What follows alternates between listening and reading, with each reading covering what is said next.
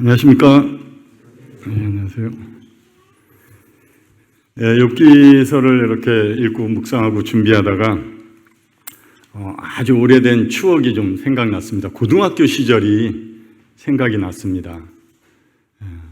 고등학교 때 제가 가장 어려워했던 것, 가장 싫어했던 것, 정말 맞닥뜨리기 싫었던 환경은 시험이었습니다. 정말 시험 보기 싫었어요.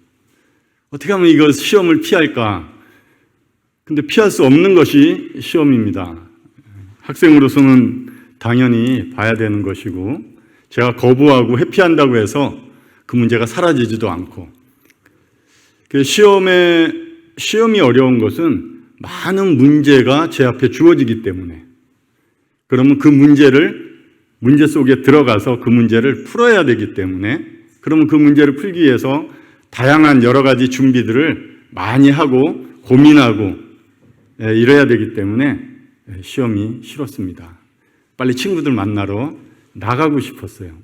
오히려 그게 좋았습니다. 뭐 불량 학생이었는지 모르겠지만 우리 누가 말씀하신 것처럼 어쨌든 그렇게 나가는 게 좋았습니다.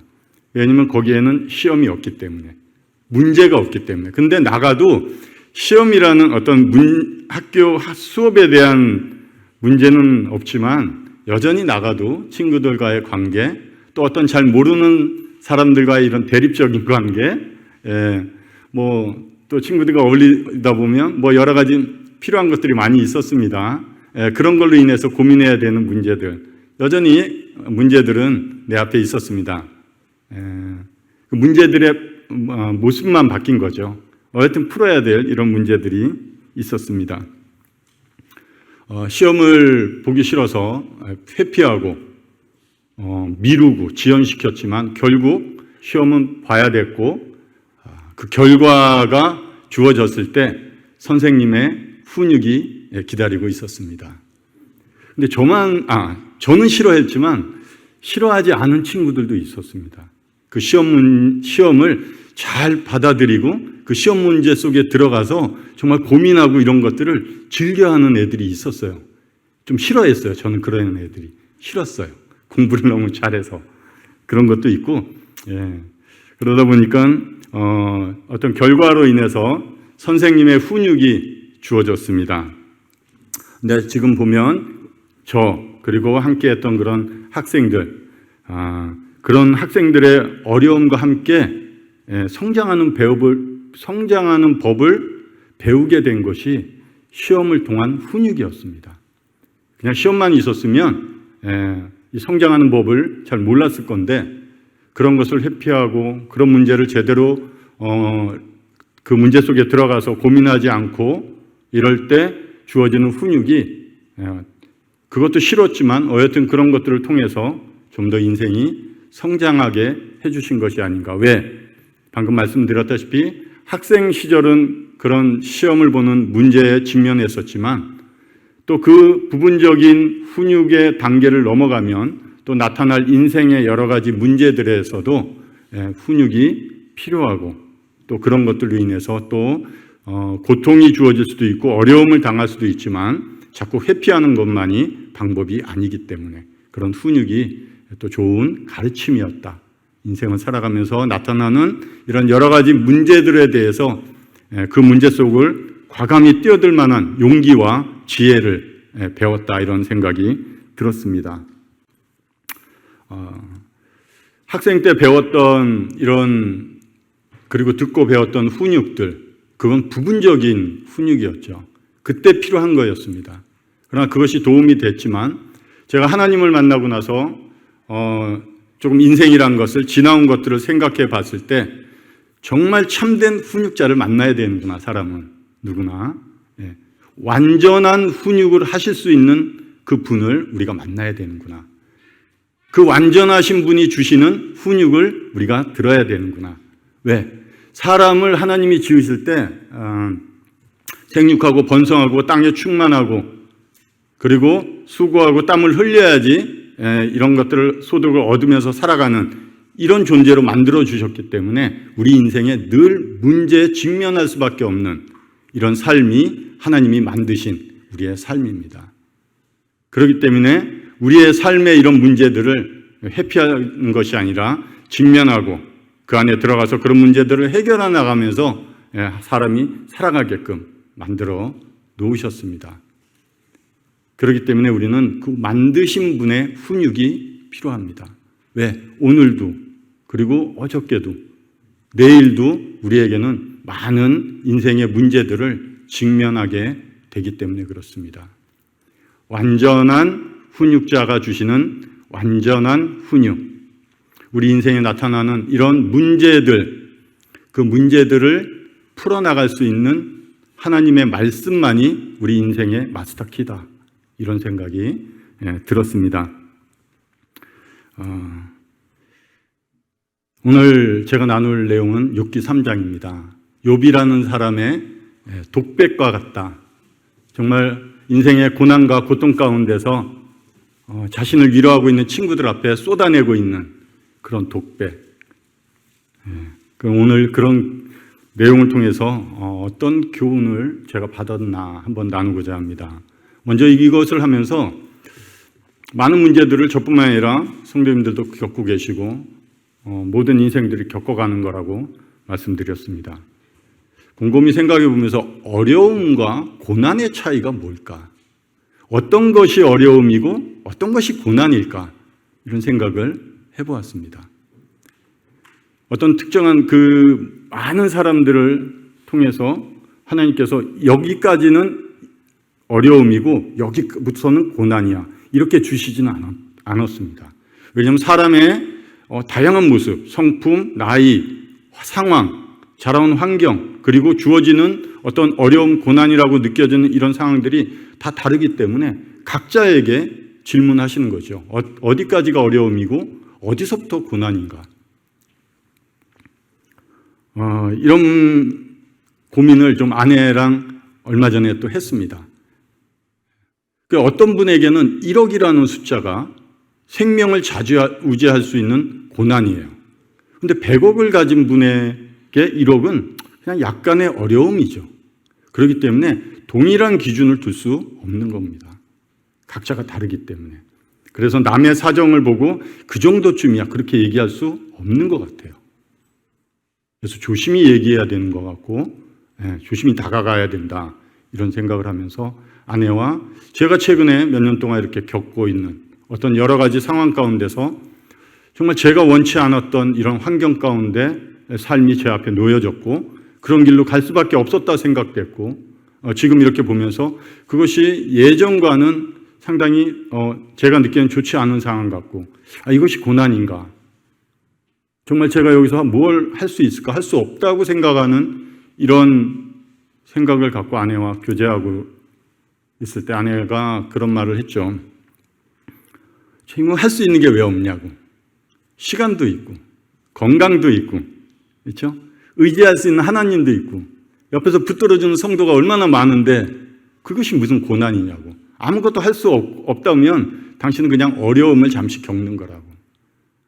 그렇구나. 나는 내 나름대로는 이게 고난이다 막 이렇게 생각했지만 어려움이었구나 라고 이렇게 듣게 됐고 다시 한번 하나님 앞에 나가서 용기를 달라고 지혜를 달라고 기도하고 있습니다. 욥기 2장의 내용을 잠시 보면 욥이 고통받고 있죠. 2장 9절에 그 아내가 정말 욥의 가장 가까운 동역자, 가장 많은 시간을 함께했던 그 동역자가 하는 말이 하나님을 욕하고 죽으라 이거였습니다. 얼마나 낙심이 되고 힘들어하는 상황 가운데 가장 가까이서 가장 나를 잘 아는 동역자가 한 얘기가 그와 같았습니다.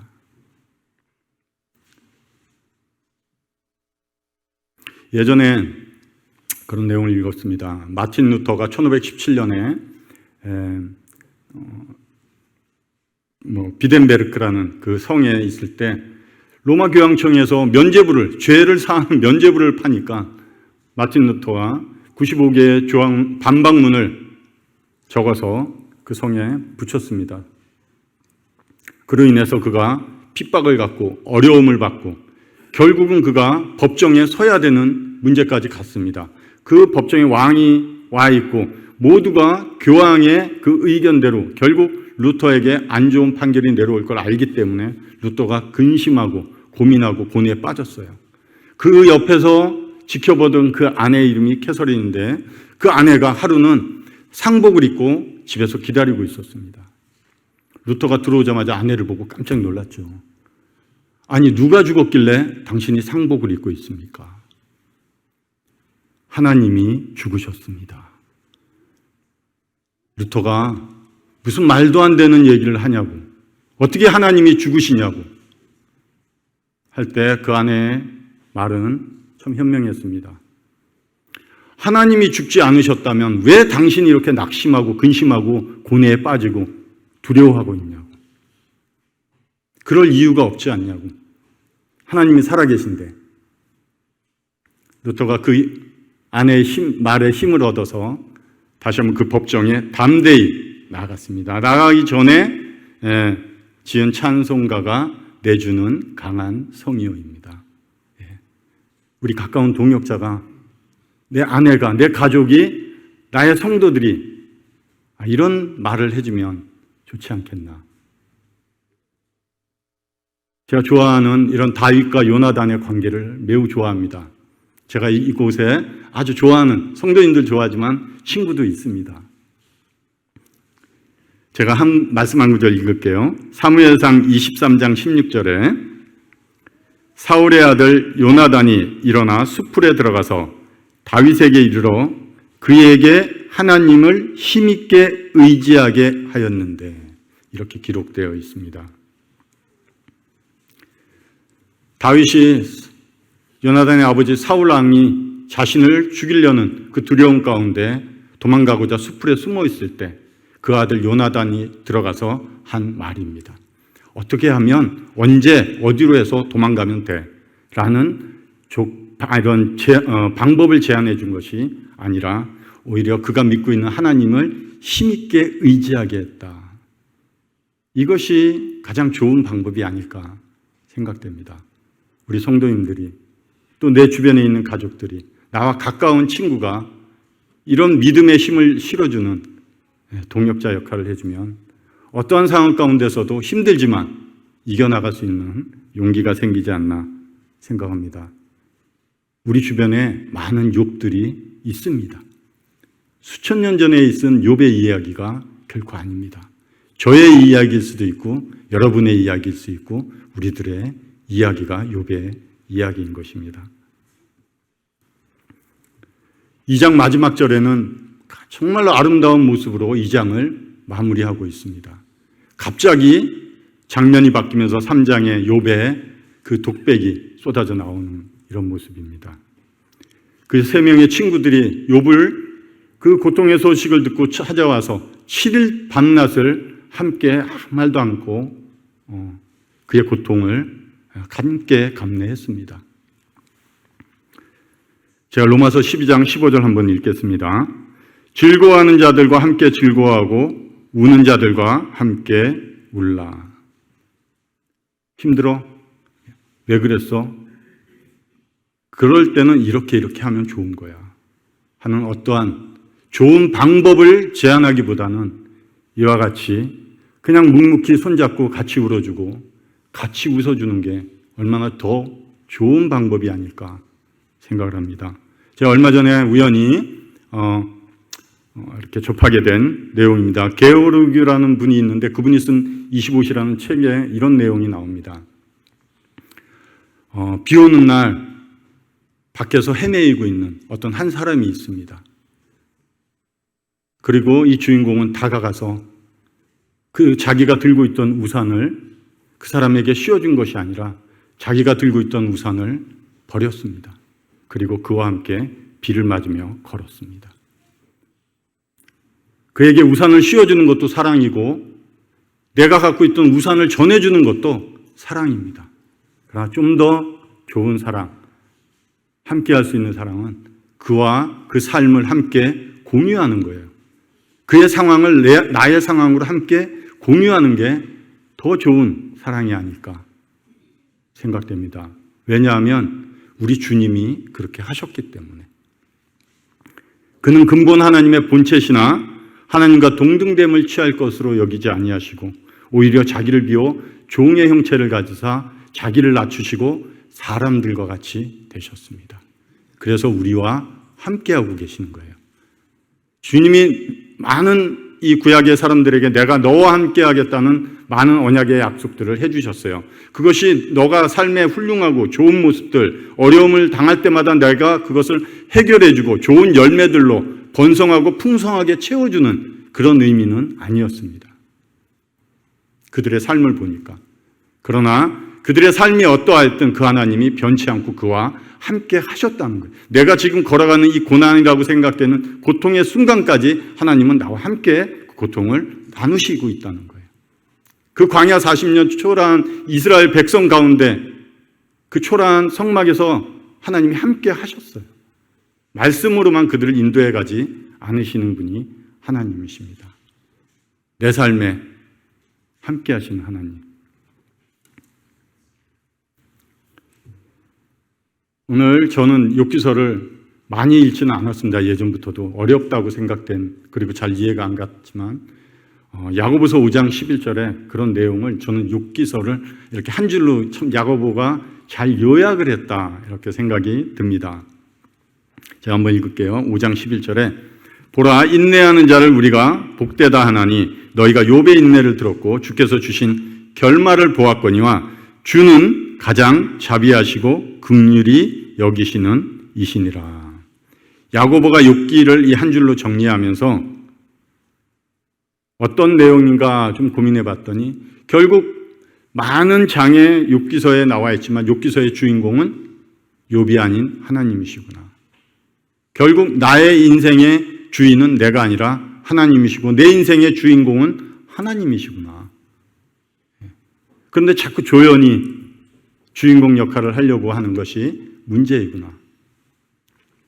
야고보는 욥의 고난을 다뤄주지는 않았습니다. 다만 욥의 인내를 이야기하고 있는 것입니다.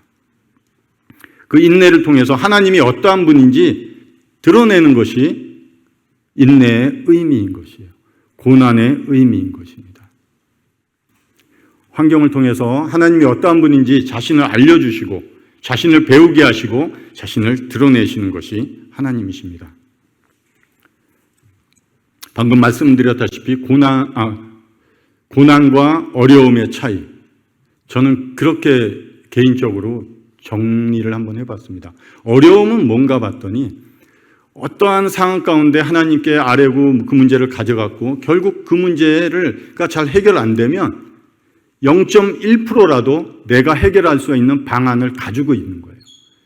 그 순간까지 이 일이 잘 해결이 안 되면 내가 가지고 있는 내 능력, 재물, 관계, 인맥을 통해서 내가 이 문제를 해결할 수 있다는 어떤 0.1%의 방안이 나에게 있다면 이것은 어려움이라고 저는 정의를 했습니다. 그럼 고난은 그 0.1%도 없는 거예요. 이렇게 저렇게 무엇을 다 생각을 해보고 고민하고 이 문제를 정 안 되면 어떻게 해결해 봐야지 하고 찾고 찾아도 해결할 방법이 없는 거예요. 그때 나타나는 게 두려움입니다. 왜? 할 수 없으니까. 앞이 캄캄하니까. 그럴 때 이것은 고난이다. 저는 이렇게 개인적으로 정의를 했습니다. 욥의 고난 두 가지가 있었죠. 환경적인 고난이었습니다. 물리적으로 자신이 어떻게 막고 해결할 방법이 없었어요. 그냥 닥친 거예요. 그는 그 고난을 겪었습니다. 두 번째는 신앙에 대한 고난이었습니다. 물리적으로, 육체적으로, 환경적으로 고난이 있었지만 정말 욥이 힘들었던 것은 이 영적인 고난이었던 것 같습니다. 왜? 자기가 늘 함께하고 늘 자녀들을 위해서 예배드리고 그 하나님의 복으로 내가 살아가고 지금도 저도 마찬가지고 여러 성도님들도 그 하나님께 문제를 가져가면 해결해 주시고 그런 간증들 고백들이 많이 나오지 않습니까? 늘 기도하고 난 하나님의 사랑을 받는 자이고 했던 그런 욥이 이 문제를 하나님 앞에 가져나갔을 때 하나님이 아무 말씀도 안 하시는 거예요. 하나님이 계신지 안 계신지도 모를 정도로 하나님의 침묵이 길었습니다. 그것이 욥이 받은 참된 고난이었다고 생각이 됩니다. 욥기 23장 8절 9절에 내가 앞으로 가도 그가 아니 계시고 뒤로 가도 보이지 아니하며 그가 왼쪽에서 일하시나 내가 만날 수 없고 그가 오른쪽으로 돌이키시나 배울 수가 없구나. 이게 욥의 고난이다 생각이 듭니다. 낯설게 느껴지는 거죠. 늘 대화하고 함께했던 그분이 아무 대답도 없고 어떤 기미가 있는가 봤지만 너무나 낯선 하나님, 너무나 자주 뵙고 매일 함께 하면서 만났던 그 하나님이 낯설게 느껴지는 그런 순간이 욥의 고난이었습니다. 아직 3장을 조금 들어가고 있지만 욥기서를 통해서 3가지를 배웠습니다. 제가 개인적으로 정리한 것은 고난의 유익이 있었다. 또 인내의 유익이 있었다. 그리고 성숙함을 이루었다. 이렇게 3가지를 얻었습니다. 고난의 유익은 우리 성도님들 말씀을 많이 들으셨다시피 시편 119편 71절에 고난이 유익이다. 고난이 유익이다. 예전에 어떤 분들은 난 욥처럼 그 훗날 풍성하게 하나님으로부터 받는 축복, 고난 앞에 있던 욥의 고난을 보니까 저 하나님 그 축복 안 주셔도 됩니다. 왜? 그 앞에 욥이 받은 고난이 너무 크기 때문에. 우리는 그 결말을 다 과정을 봤기 때문에 이렇게 얘기하지만 그 욥이 받았던 이것을 고난이라고 생각하면 고난이 유익이다. 고난이 올 때 제가 느꼈던 것 또 3가지인데 여기서도 나의 믿음의 뿌리가 보였습니다. 저는 그렇게 오랜 기간 신앙생활을 믿음 생활을 하지는 않았지만 저는 뿌리가 잘 튼튼하게 잘 내려가 있다고 땅속으로 깊이 잘 박혀서 주님의 그 생명의 수를 잘 빨아들이고 있어서 푸른 잎사귀를 내면서 늘 자신 있게 기쁘게 즐겁게 푸른 잎사귀를 내는 그런 메타세콰이어 같은 이런 나무라고 생각했어요. 그런데 그 뿌리가 그 나무는 결국 뿌리가 깊지 않은 나무였더라고요. 위로 쭉쭉 뻗어만 가는 저의 믿음의 뿌리가 땅속 깊이 없었던 것을 깨달았습니다. 내 믿음이 이 정도였구나. 이 정도였구나. 어려움이 있고 고난이 있을 때 내 믿음의 뿌리가 땅 위에 옆으로 슬슬 퍼져 있었던 모습을 보게 됐습니다. 깨닫게 해주신 거예요. 저는 감사했습니다. 2번째는 이 고난을 통해서 주님은 내 삶에 불필요한 불순물들을 제거해 나가는 시간이다. 이런 시간을 통해서 내가 갖고 있었던 아니면 믿음 생활을 한다고 하면서 여전히 나의 만족을 주고 하나님으로부터 멀어져 가게 하는 내 삶에 가지고 있었던 것들을 주머니 속에 꽁꽁 숨겨놓고 내 마음 가운데 어두운 방 하나 만들어 놓고 그 안에 넣어두었던 것을 하나님은 여시고 꺼내서 버리시기를 원하시는 거예요. 그냥 말로 하니까 안 되니까 이런 고난을 통해서 내 안에 내 삶에 가지고 있었던 불순물들을 알게 하시고 보게 하시고 하나님이 직접 제거해 나가는 기간이다. 이런 것들을 좀 배우게 됐습니다. 3번째는 약한 부분을 훈련시키시구나. 저도 군대 갔다 왔지만 군대 생활을 하다 보니까 권총을 제가 잘 못 쏘면 권총 연습을 많이 했어요. 또 탱크를 운전했으니까 운전 실력이 약하면 다른 사람들보다 그 탱크 운전을 더 많이 했습니다. 왜? 실전에서 써야 되니까. 그래서 지금 이런 고난이 나에게 계속해서 하나님이 이루어 가시는 과정 가운데 있는 것은 내가 이 가운데서 더 필요한 거니까 연습을 해서 하나님이 필요하신데 쓰기 위한 거다. 이렇게 받아주고 있습니다. 욥기 23장 10절에 내가 가는 길을 그가 아시나니 그가 나를 단련하신 후에는 내가 순금같이 되어 나오리라. 이 말씀이 그렇습니다. 돈에 대해서 사람의 관계에 대해서 또는 자녀들에 대해서 섬김에 대해서 순종에 대해서 나의 약한 부분을 하나님이 훈련시켜 나가시는구나. 겸허히 받아들이고 인정하고 내 것으로 취하면 이게 유익이 된다는 것이죠. 문제는 어려운 시험 문제를 내가 받아들이기 싫어서 그것을 막으니까 어려운 거예요. 받아들이면 어려운 게 아닌데 문제는 변하지 않죠. 그런 생각을 좀 하게 됐고요. 인내를 통한 2번째 배우는 것은 인내를 통한 유익이었습니다. 욥이 하나님을 얼마나 잘 믿었는가. 아니라 앞에서 어려움과 인내에 대해서 잠시 얘기했던 그런 내용인데, 인내는 이 모든 상황 가운데서 내가 할 수 있는 게 없구나 하는 것을 인정하는 거예요. 그것은 무엇이냐? 하나님의 주권 아래에 있는 겁니다. 지금 나의 상황을 하나님이 아시고 이 상황 가운데 나를 넣으셨기 때문에 내가 아무리 발부동 치고 어떤 벗어나려고 하는 노력을 그치고 거기서 하나님이 어떻게 인도해 가시는지 하나님을 배우는 게 인내를 통한 유익이다. 우리는 싫죠. 그 문제 속에 들어가는 게 싫어요. 그러나 하나님은 나를 그 문제 속에 넣으십니다. 자꾸 발버둥 치고 빠져나오려고 하고 회피하려고 그러고 돌아가려고 그러고 어떤 방법을 계속 찾습니다. 어떻게 하면 빨리 해결하려고 하고 어떻게 하면 이 문제에 대해서 도망가고 싶은 이런 생각이 있지만 하나님께서는 그런 것들을 다 막으십니다. 그것을 깨닫게 될 때 거기서 그 하나님이 다뤄가심을 인정하고 기다리는 것이 인내를 통한 유익입니다. 하나님이 어떠한 분인지 비로소 알게 되는 거죠. 그 인내라는 단어에는 다른 어떤 도덕적 윤리적인 것을 참고 내가 그것을 거부하고는 나의 어떤 기질, 성질로 인해서 내가 참는 이런 의미는 좀 약합니다.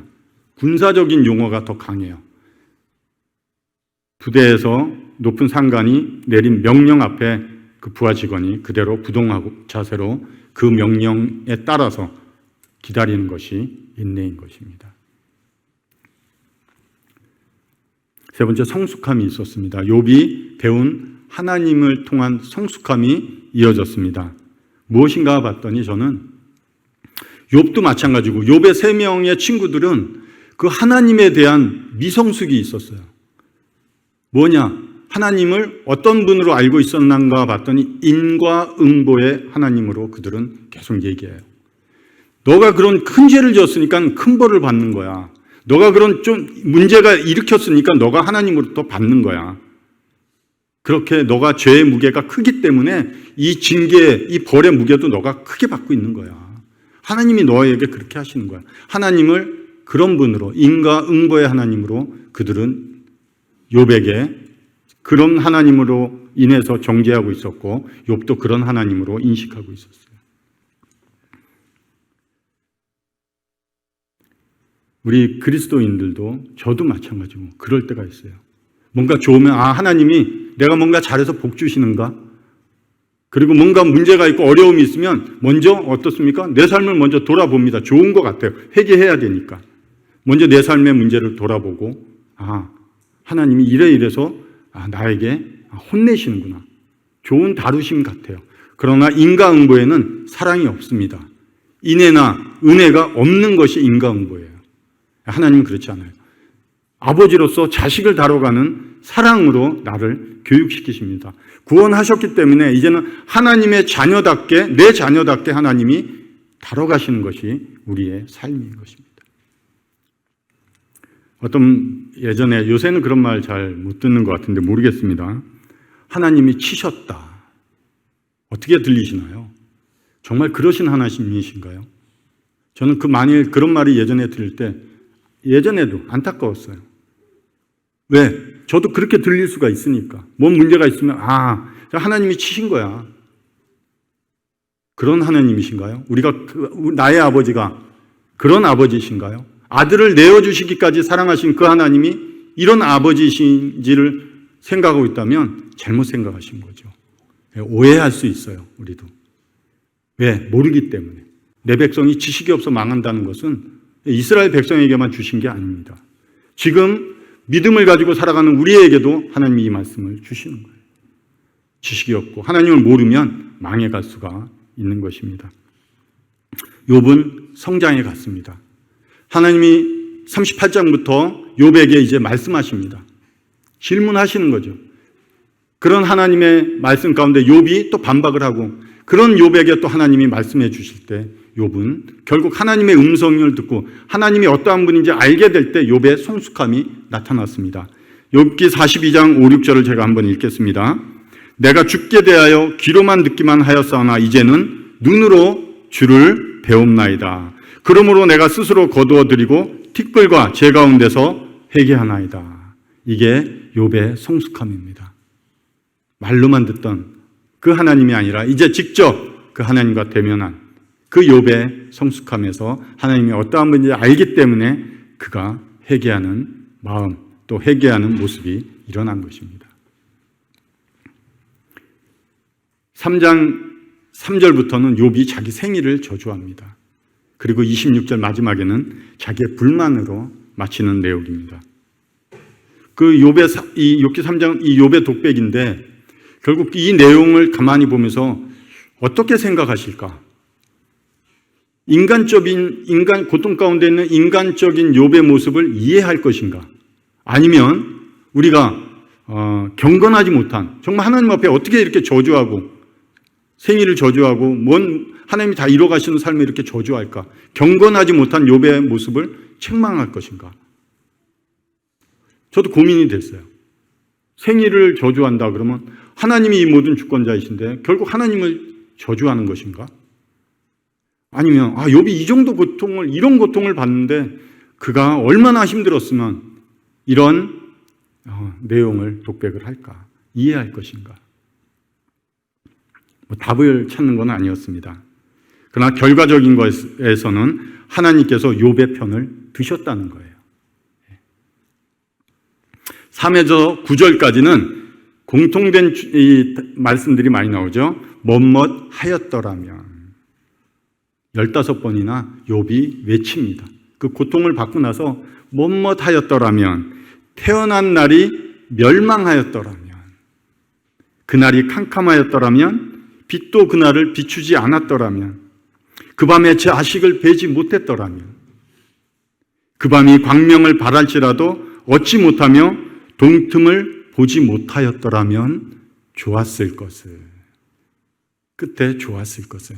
그러지 않았더라면 좋았을 것을. 욥의 결정 가운데 이루어진 상황은 아니지만 과거의 그런 일들을, 그런 문제, 그것으로 인해서 자기가 고통받고 있는 신음이기도 하지만 욥은 그것보다는 그러지 않았으면 지금 나의 존재가 있지 않았을 건데 하고 탄식하는 거예요. 그러지 않았더라면. 자기가 할 수 있는 상황은 아니었지만 저도 개인적으로 그냥 제가 결정한 상황들 아니면 어떻게 변화시킬 수 있지 않았나, 지나온 과거지만 변화시킬 수도 없지만 그런 것을 후회하거나 그 후회로 인해서 낙심하고 근심하고 화가 치밀어 오른 적이 있었습니다. 나에게 그리고 타인에게 그리고 예기치 못한 상황에 대해서 나의 감정이 나올 때가 있었습니다. 네가 그때 저에게 형체야, 너가 그때 그렇게만 결정하지 않았으면, 가끔 자주 하는 생각, 그때 회사만 옮기지 않았으면, 근데 제가 옮긴 건 아니라고 생각이 드는데, 너가 그때 좀만 더 신중하고 결정을 잘 했더라면 하니까 낙심이 오는 거예요. 저에 대해서 비관하는 거예요. 너가 왜 그랬을까, 내가 그때. 어떤 분은 내가 그때 그 사업만 하지 않았더라도 그랬으면 내가 지금 이러진 않을 텐데, 이런 정도의 고통은 아니었을 건데, 내가 그때 이쪽으로 이사만 오지 않았더라면 그때 그 집값이 많이 올랐을 건데, 뭔가 어여튼 이런 부분을 갖고 그랬더라면 돌이킬 수 없는 문제를 갖고 탄식하고 있는 모습들도 있을 거라고 생각합니다. 혹시는 모르죠. 내가 결혼만 안 했더라면. 그렇게 얘기는 안 하겠죠. 저는 일찍을 했는데 후회는 안 하는데 너무 일찍 했어요. 25세니까 청춘의 시절이 많이 없었어요. 좋은 것도 있어요. 빨리 아이를 낳고 성장하니까 조금 빨리 더 좋은 자유를 누리고 있다고 생각이 듭니다. 내가 결혼하지만 않았더라면 내 인생이 이렇게 되지 않았을 텐데, 그랬더라면. 이것이 결국 어떤 결과까지 이어지냐면, 나를 자책하다 보면 내가 낙심하고 좌절하고 힘겨워하고 고민에 빠지면 빠질수록 점점 그 고민의 늪으로 자꾸 빨려 들어가는 거예요. 벗어나와야지 하는 생각을 알지만 점점 더 들어가기 때문에 그 고민에 사로잡힐 수밖에 없다는 것. 그러다 보면 결국 낙심, 좌절 아니면 신경과까지 찾아가야 되고 결국 자살까지 이어지는 경우도 보았습니다. 너 때문에 그랬어. 너가 그날 찾아오지만 않았어도, 너가 그날 이런 사업 제안만 안 했어도 하고 사람과의 관계가 깨지고 그 사람을 비방하고 그 사람에 대해서 험담하고 결국 감정이 복받치면 좋지 못한 생명을 빼앗는 이런 일까지 일어나는 경우도 우리는 뉴스를 통해서 볼 수 있습니다. 빨리 빠져나와야 되는데 못 나오는 거죠. 자꾸 고민하면 잠도 안 오죠. 계속 그 고민에 휩싸일 수밖에 없는 거예요. 또 상황에 그 문제를 찾다 보면 지금 이 상황만 변하면 이 지금 어려움의 문제가 해결될 것 같아요. 그래서 지금 상황을 변화시키려고 하는 시도. 이런 것은 하나님이 나의 주님이시고 내가 그 하나님의 주권 아래에 있다는 것을 인정하지 않는 삶에 나타나는 모습입니다. 우리는 모든 상황 가운데서 하나님이 나의 주인이시고 나의 상황을 함께 하시면서 나를 다스려가고 계신다는 것을 인식해야지만 우리는 이런 오류, 이런 두려움에 빠지지 않을 수 있다고 생각합니다. 10에서 11절 또 4번이나 반복합니다. 어찌하여 내가 태에서 죽어 나오지 아니하였던가? 어찌하여 어머니가 해산할 때 내가 숨지지 아니하였던가? 어찌하여 무릎이 나를 받았던가? 어찌하여 내가 젖을 빨았던가? 자기 존재를 이제 부인하는 거예요. 고통스러우니까 내 존재가 비존재가 됐으면 좋겠다는 거예요. 내 존재가 없었으면 좋겠다는 거예요. 너무나 고통스러우니까 과연 이렇게 이해를 해야 될 부분인가? 이 존재가 얼마나 귀합니까? 아프고 힘들어도 이 땅에 살아가는, 하나님을 알든 모르든 살아가는 것 좋고 하나님을 만날 수 있고 영원한 하나님과 함께 할 수 있는 이 귀한 이 땅의 삶의 존재의 가치가 있는데 이 고통에서 자기는 자기를 부인하고 있는 이런 모습입니다. 이분을 아시죠? 닉 부이치치라는 분 아시죠? 그가 태어났을 때 거의 두 팔이 거의 없죠. 예. 어릴 때부터 그래서 그가 낙심하고 여러 번 자살을 시도했고 물에 빠져 익사하고 싶어서 물속에 뛰어들어서 죽으려고 했던 적도 있습니다. 그런 장애로 인해서 심한 우울증까지 오고 견디지 못하고 그런 여러 번의 자살을 시도했습니다. 그러나 지금 어떻습니까? 그가 하나님을 만나고 너무나 할 수 있는 일이 많았다는 거예요. 그때는 아무것도 할 수 있는 게 없다고 생각했던 자가 바뀐 것입니다. 그냥 생각만 바뀐 게 아니에요. 그는 지금도 수많은 나라를 아마 지금은 한 100개국 정도 갔겠나요? 다니면서 어렵고 지치고 힘들어하고 낙심하는 자들에게 또 하나님을 잘 몰라서 좌절할 수 있는 이런 학생들에게까지 다니면서 하나님이 어떠한 분인지를 전하고 자기의 그런 모습을 그들에게 보여주면서 그런 사람들에게 소망을 주고 있는 이런 사람이 있습니다. 예전에 어느 방송에서 뇌성마비를 가진 자들을 몇 명 모아서 일을 시켜줬습니다. 교육을 시키고. 우리 형제님 계시지만 뇌성마비들이 잘 표현이 안 되죠. 말하기도 어렵죠. 그리고 그들은 늘 삶의 자신들을 비관하고 또 늘 누구의 도움만을 받고 살아가야 되는 이런 존재로 스스로 인식하고 살아가던 자들에게 어떤 일할 수 있는 기회를 주고 비로소 한 달이 돼서 그 여러 명을 데리고 은행에 가서 각자의 이름으로 통장을 만들어주고 그 통장에 그들이 한 달 동안 얼마 안 되지만 일한 그 대가를 그들의 이름으로 넣어주었다는 것입니다. 한 여자분이 저쪽에 가서 어머니에게 전화를 했다고 합니다. 그 모습에 누구에게 전화하셨습니까? 굉장히 말을 이렇게 막 하기가 힘들죠. 표현하기는 그렇지만 어머니에게 했습니다. 뭐라고 하셨습니까? 고맙다고 했습니다. 무엇을 고맙다고 했습니까? 나를 있게 해주셔서 감사합니다. 어떤 사람은 건강한 몸을 가지고도 자신의 삶의 무게가 있기 때문에 자식이 존재를 비난하고 그 존재의 가치를 없었으면 좋겠다고 할 정도로 이런 사람이 있는가 하면 늘 남의 도움만 받고 아무것도 남에게 해줄 수 없는 이런 사람들이 자기 존재의 가치를 깨닫고 그 어머니에게 감사하다는 이런 표현을 하는 것은 어떤 이유일까요? 삶의 무게가 매우 무겁게 느껴질 때가 있습니다. 욥처럼 그럴 때가 있습니다. 말할 수 없는, 정말 이런 얘기하기도 어려울 정도로 이런 고통스러운 시련이 찾아왔습니다. 그렇기 때문에 욥은 자신이 이 땅에 없었으면 하는 탄식으로 자신의 이 마음을 독백하고 있습니다. 그런 자들이 바라는 것이 뭘까요?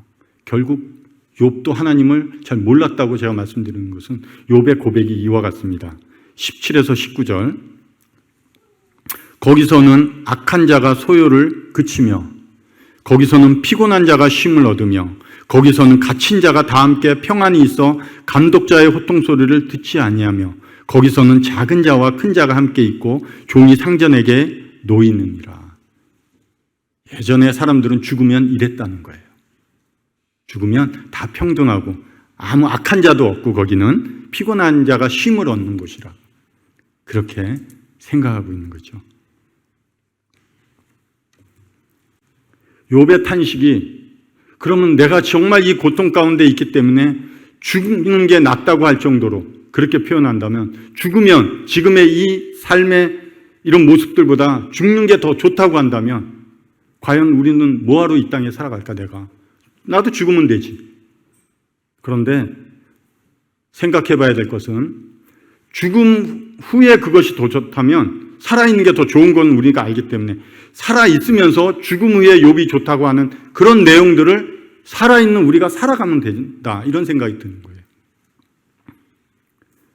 악한 자가 소요를 그치면 피곤한 자가 쉼을 얻고 갇힌 자가 자유를 누리고 감독자가 호통을 치는 것이 아니라 오히려 낮은 자를 섬기고 작은 자와 큰 자가 격차가 없어지는 그런 세상, 이 세상에서 살아가게끔 해주면 되는 게 아닐까. 그러면 죽는 것보다 이 땅에서 살아가는 게 더 행복하겠죠.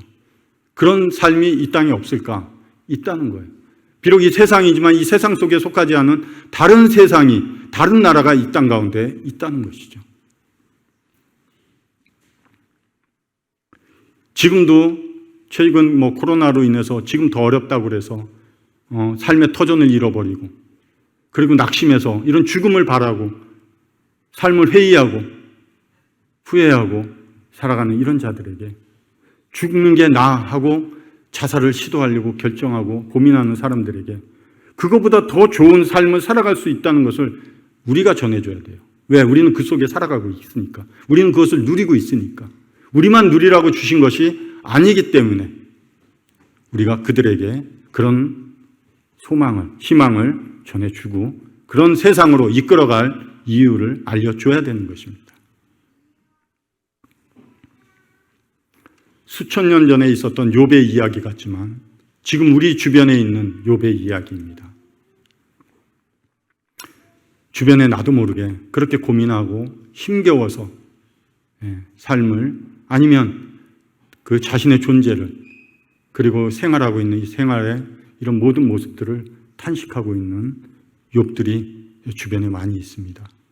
우리가 관심을 가지고 우리가 그들의 소리에 귀를 기울여야 합니다. 성도일 수도 있어요. 하나님 믿지 않는 사람이면 더 그럴 수도 있고요. 우리 이런 사람들에게 그들이 해결하지 못하기 때문에 택해야 될 마지막 순간이 아닌, 정말 한 번 더 생각해보고 정말 그런 곳이 죽음이 아닌, 죽지 않고도 해결할 수 있는 그 방법, 제가 마태복음 11장 28절을 한번 읽겠습니다. 수고하고 무거운 짐진 자들아 다 내게로 오라. 내가 너희를 쉬게 하리라. 쉴 수 있고 받아줄 수 있고 갈 수 있는 곳이 이 땅 가운데도 있다는 거예요. 우리가 그 시민권을 가졌기 때문에 우리는 그들에게 이 나라로 초대해야 되고, 이 나라의 주권자 완전하신 공의로 통치하시기 때문에 악한 것이 존재할 수 없고 누구나 평등하고, 이건 어떤 나라의 이런 가치관을 얘기하는 게 아니에요. 우리 주님의 거룩함을 얘기하고 있는 것입니다. 큰 자가 작은 자를 섬기고 이런 나라가 실질적으로 여기 있고 우리가 살아가고 있지 않습니까? 그리고 그분이 우리와 함께 하시기 때문에 우리는 그분에게로 이런 자들을 이끌어 와야 됩니다. 죽는 것, 갑자기 죽음으로 좀 더 갔는데, 그렇게 해서 죽으면 그 모든 죽음이 고통에서 끝나는 죽음일까? 그렇지 않잖아요. 그렇지 않잖아요. 어떠한 죽음, 오직 예수 그리스도께서 죽으시고 부활하셔서 부활의 첫 열매가 되신 그 예수 그리스도를 믿는 믿음을 가진 자들의 죽음에만이 십자가의 그 찬란한 영광이 그 죽음의 배경이 되는 거예요. 그렇지 않으면 그 죽음은 고통의 시작일 뿐인 것입니다. 잘 알려주셔야 돼요. 그게 해결점이 아니기 때문에. 20절, 21절 제가 좀 읽겠습니다. 어찌하여 고난당하는 자에게 빛을 주셨으며 마음이 아픈 자에게 생명을 주셨는고 이런 자는 죽기를 바라도 오지 아니하니. 이게 욥이 정말 이 환경 가운데 하나님을 찾아갔어요. 정말 죽고 싶은 심정 때문에 하나님께 이렇게 토로합니다. 왜? 내 인생에 지금 있는 이 문제의 출구가 하나님이기 때문에. 그런데 지금 욥의 고민은 뭐냐면 출구인 줄 알고 이 문제의 출구가 하나님인 줄 알고 뜩 찾아가서 하나님께 고백을 했는데 오히려 하나님이 이 문제의 시작점이 된 거예요. 더 고민스러운 거예요. 아무 대답도 하지 아니하시고 오히려 이 문제의 입구처럼 느껴질 때가 있습니다. 우리가 이해하지 못하니까.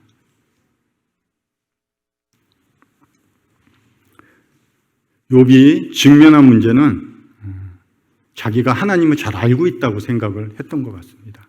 그러나 낯설게 느껴지고 정말 그가 아는 것이 하나님과 대화하고 이런 문제를 가지고 하나님께 나갈 때 어떠한 하나님의 도움도 받지 못하는, 결국 욥이 알고 있었다는 것이, 하나님을 알고 있었다는 것이 욥에게 지금 이런 문제에서는 도움을 주지 못하고 있습니다. 26절, 나에게 평온도 없고 안일도 없고 휴식도 없고 다만 불안만 있구나. 욥이 하나님을 알지 못하기 때문에 나온 마지막 고백입니다. 잘 아는 것 같지만 하나님을 모르기 때문에 자신의 인생의 고통 가운데 욥이 얘기하고 있는 겁니다.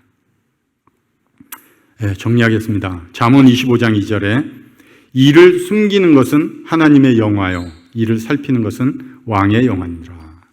숨기다라는 것은 감추는 의미가 아니라 보호하다라는 의미입니다. 하나님께서 욥에게 그 하나님이 어떤 이유에서 이렇게 하시는지 하나님은 보호하고 계셨던 거예요. 이를 보호하신 것이 아니라 욥을 보호하신 것입니다. 우리는 욥기서를 읽었기 때문에 욥의 시작과 결말을 알고 있습니다. 그러나 욥은 그 원인도 결과도 하나님이 알려주시지 않았기 때문에 욥은 고통스러운 거예요. 그렇게 토로할 수밖에 없는 거예요. 이런 모습을 보면서 이런 생각도 해봅니다. 아니면 짧게는 지금 이런 상황이 그 결과가 어떻게 될까? 하나님 말씀해 주십시오. 제가 좀 알고 싶습니다. 그러면 이것을 잘 견뎌나갈 텐데. 노아에게는 120년이라는 시간을 주셨어요. 그러니까 노아는 방주를 지을 힘이 있었습니다. 믿음의 조상이라고 하는 아브라함을 왜 믿음의 조상이라고 할까 생각해 보면 갈 바를 알지 못했기 때문에 그가 갔다는 것입니다. 제 삶도, 제가 겪는 이 과정도 하나님은 믿음이라는 영역에 가져다 놓으셨어요. 그리고 우리에게 믿음을 주셨습니다. 그 하나님이 어떠한 분인지 알고 어떠한 상황 가운데서도 그 믿음 안에서 살아갈 수 있게끔 하셨기 때문에 내가 지금 당장은 이해하고 당장은 알지 못하지만 이 길을, 이 상황을 묵묵히 이겨낼 수 있다고 생각합니다. 어려워요. 말은 저도 이렇게 하지만 저도 늘 몇 번이씩이고 고민에 빠지고 또 고민에 빠지고 이해 안 되는 하나님 앞에 부르짖기도 합니다. 그러나 욥을 통해서 저희에게 하시는 말씀이 의미가 있을 것 같아요. 최근 강단에서, 주보에서, 수요 집회에서, 구역에서 이런 욥을 계속 나누는 이유가 있을 것 같습니다. 저에게도, 그리고 성도님에게도, 우리 교회에게도. 우리 주변에 있는 욥을 한번 살펴보시고요. 무엇보다 야고보서에서 말씀하신 것처럼 욥기 전체가 끝날 때 우리가 알아야 될 것은 하나님이 어떠하신 분인지를 알고 끝나면 그것이 우리의 유익이다. 욥기를 통해서 배운 유익이다. 이런 생각이 듭니다. 오직 의인은 믿음으로 말미암아 살리라. 제 마음에 굉장히 깊이 새겨지는 이런 말씀이었습니다. 기도하고 마치겠습니다. 하나님 아버지, 저 같은 자의 아버지가 되어주시고 저의 보호자가 되어주시고 주님께서 친히 저의 친구가 되어주시고 저를 형제라 부르기를 부끄러워 아니하시는 그 주님으로 인해서 살아가고 있습니다.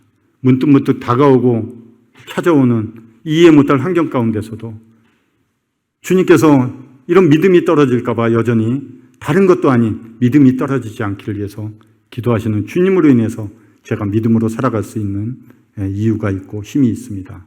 감사드립니다, 주님. 계속해서 이런 믿음의 길을 살아갈 수 있도록 우리 성도님과 함께 의지하면서 살아갈 수 있도록 도와주시옵기를 원합니다. 주 예수 그리스도의 이름으로 아버지 하나님께 기도를 드립니다. 아멘. 감사합니다.